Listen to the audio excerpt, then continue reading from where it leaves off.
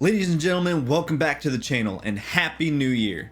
I hope everyone is staying safe and healthy with the pandemic.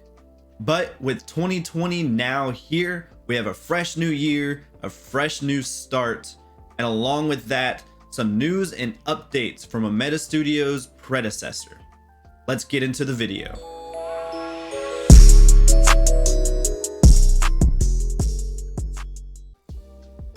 I would like to start off with apologizing because I haven't made a YouTube video in 4 months. However, with the new year, I have a New Year's resolution of making more videos. I'm going to try to make a video every week to keep you guys updated with Predecessor. I'm super excited for this game and I want you all to be excited for that as well. I'm a couple weeks late with some news. However, a couple weeks late is better than never. So let's hop into it with something that they put out in Discord pertaining to Predecessor in itself. So let's start off with the first thing, a rejoin feature. It says in their Discord, improving the quality of gameplay also means improving your experience within the game, which is why we prioritize a rejoin feature. Whether you encounter a crash or your internet drops out temporarily, you can now jump right back into the action.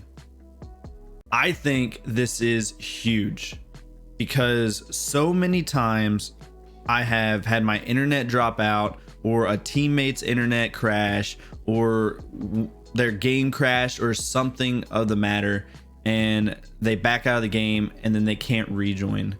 When it comes to competitive play, that is a huge no-go because one, you'll back out and leave your teammates hanging, and then two, you'll get penalized because of your internet, which completely sucks. So I think this is going to be a huge feature within Predecessor, and I'm happy that they added this in. The second thing they put out was that they're working on a new map. It says, we've been testing the new map internally and the feedback has been overwhelmingly positive. As I mentioned in the previous announcement, our goal is to make the laning phase more engaging and rotations more meaningful while sprinkling a few more hints of verticality around the map. More details to come later. So what does this mean? Well, Omeda Studios wanted to bring Paragon back to life. However, as they were doing that, they've done such a great job with it, by the way. However, they wanted to make the game theirs. They have so many assets that Epic Games released to use for their game. However, of course, like any other developer, they want the game to be their own. So building a new map, adding in what they feel is more beneficial for the map itself, to the gameplay, to the core mechanics, is a massive deal for the game itself. Now, the way this reads means that the map is pretty much finished. It's just they're making fine tunes to it. So I'm hoping that more details to come later at the end of that paragraph is them showcasing the brand new map or even letting us play on it. Along with the new map, they added in a blink mechanic for everyone.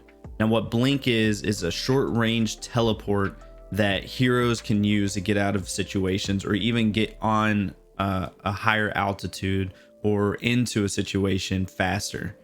So it reads, born out of the new map, we've been internally testing providing everyone with a free blink on a 5-minute cooldown. The idea is to allow heroes with the lack of mobility, such as Sparrow and Lieutenant Bellica, to take advantage of verticality on a map periodically. It has encouraged more engaging gameplay and offered a lot more strategy with teams prioritizing engagements around blink timings. As with any feature, this is subject to change, but so far internally, we've been having a lot of fun with this new adjustment to the game. Now, depending on what hero you're playing, this can be a game changer or just another tool on your belt. If you have heroes, just like the paragraph said, like Lieutenant Bellica or Sparrow, that doesn't have a disengagement feature, if you were to have an enemy hero come up behind you and you have your blink saved, that could save your life and potentially keep you from dying or feeding the enemy heroes because you're pushed too far into the lane. With heroes that have the ability to already get out of situations, for example, Muriel's ult, being able to ult across the map, or Kalari's ult, something like that, that the hero already has that ability, that's just another tool on their belt to get them out of situations that they already could, however, may not want to use their ultimate ability to do that.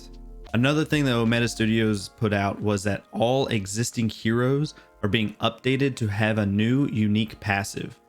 They said that you experience the first two of these with Steel and Lieutenant Bellica. I didn't get to play a lot of the closed alpha back in October of 2020. However, I think that having unique passives for all the heroes is going to make the heroes feel more refreshing, a new outlook to the heroes themselves. Both were positively received and felt added to the identity of the heroes.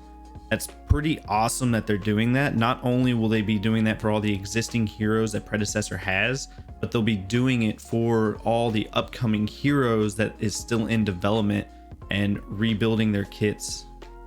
Now, the last thing I want to put out before the big news is that they added in a death cam. You can now watch the battle continue even after your death, allowing you to spectate your allies.